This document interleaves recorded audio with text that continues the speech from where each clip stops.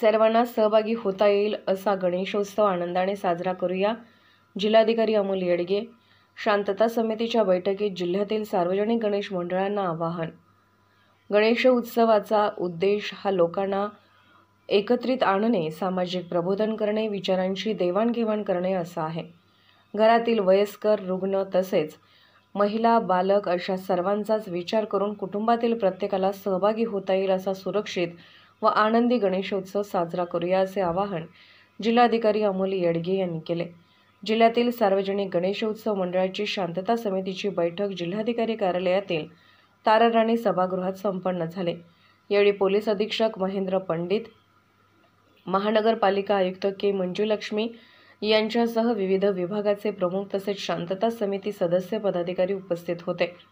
ते पुढे म्हणाले, उत्सवात आपण मिळूनच एक आदर्श नियमावली तयार करून चुकीच्या घटना घडणार नाहीत याची काळजी घेऊ. छत्रपती शाहू महाराज यांच्या 150व्या जयंतीनिमित्त विविध सामाजिक उपक्रम, त्यांच्या विचारांनी प्रेरित असे देखावे, कार्यक्रमाचे आयोजन करून संदेश द्यावा.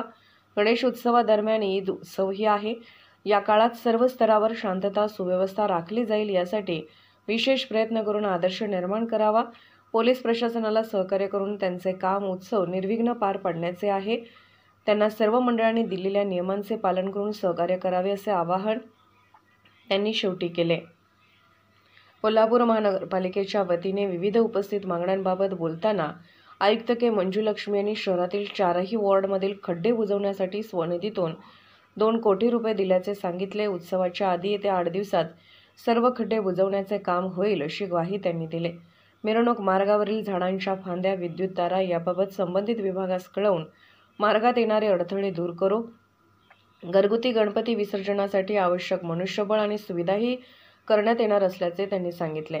तसेच जमामूर्त्यांची व्यवस्था चांगल्या प्रकारे केली जाईल. यातून कसल्याही प्रकारची विटंबना होणार नाही असे त्यांनी सांगितले. तसेच उपस्थित सदस्यांनी केलेल्या सूचनांचे पालन येत्या 8 दिवसात महापालिका प्रशासन करेल अशी ग्वाही दिली. पोलीस ऑफ इंडिया न्यूज मीडियासाठी जिल्हा प्रतिनिधी श्रावण खांडेकर.